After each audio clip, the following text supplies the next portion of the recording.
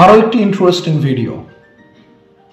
উচ্চ মাধ্যমিকে ফেল করে গেছি, বাড়িতে প্রচুর আর্থিক সমস্যা, মা ছোটবেলা থেকে অনেক পরিশ্রম করে পড়াশোনা করিয়েছেন, তা সত্ত্বেও কোনোদিনও ভালোভাবে পড়াশোনা করিনি, জীবনের উন্নতি নিয়ে ভাবিনি, ফ্যামিলি নিয়ে, মাকে নিয়ে, নিজের জীবন নিয়ে ভাবিনি।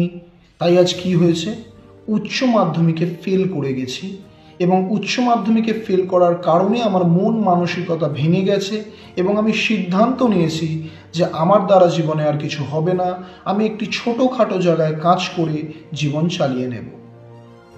হ্যাঁ, আমার এই স্টুডেন্টটি যার পিকচার্স দেখতে পাচ্ছেন, সে এই পরিস্থিতিতেই বিআইএমসিতে এসছিল। সে উচ্চ মাধ্যমিকে ফেল করে যায় এবং তার মন মানসিকতা ভেঙে যায় এবং সে ভাবে আমার দ্বারা আর কিছু হবে না। সো আপনাদের কাছে একটা প্রশ্ন করা, যে স্টুডেন্টটির পড়াশোনায় মন নেই, ইভেন পড়াশোনায় ভালোও নয়, তার আর্থিক কোনো সাপোর্ট নেই, যথেষ্ট একটি গরিব ফ্যামিলির ছেলে বলা যায় বা স্টুডেন্ট বলা যায়, সেই স্টুডেন্টকে আপনারা কি সাজেস্ট করবেন উন্নতি করার জন্যে? আমার মনে হয় আপনারা অনেকেই বলবেন যে পড়াশোনা করতে চায় না, পড়াশোনায় আগ্রহী নয়, পড়াশোনায় ভালো নয়, যার ফ্যামিলি বা আর্থিক দিক থেকে কোনো সাপোর্ট নেই, সেই স্টুডেন্টকে কি সাজেস্ট করব? তার জীবনে কিছু হওয়ার নেই, হবেও না। আর্থিক সাপোর্ট নেই যে কোথাও ভালো জায়গায় পড়াশোনা করবে, আর্থিক সাপোর্ট নেই যে একটা ব্যবসা খুলে বসবে, তো জীবনে উন্নতি করার জন্য এর কোনো ট্যালেন্টই নেই, তো কি করবে?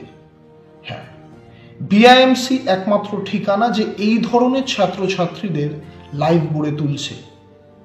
এতদিন প্রচার করা হয়নি, আজ প্রচার নয় বাট জানানো মানুষকে বা সেই সকল ছাত্রছাত্রীদের যাদের কন্ডিশন এই জায়গায় আছে।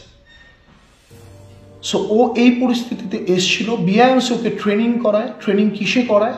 প্রথমে ওকে যেটা করিয়েছে বা শিখিয়েছে সেটা হচ্ছে সঠিক পথ অবলম্বন করা, ওর মধ্যে সাহস এবং কনফিডেন্স জাগিয়ে তোলা, যেটা ওর সম্পূর্ণভাবে হারিয়ে ফেলেছিল উচ্চ মাধ্যমিকে ফেল করার পরে এবং ফ্যামিলিগত যা পরিস্থিতি ছিল।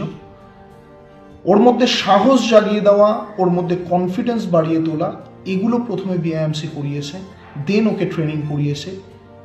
তাই আজও একটি মাল্টি ন্যাশনাল কোম্পানিতে আজকে চাকরি করছে, যথেষ্ট টাকা উপার্জন করছে, ওর বয়স মাত্র 20।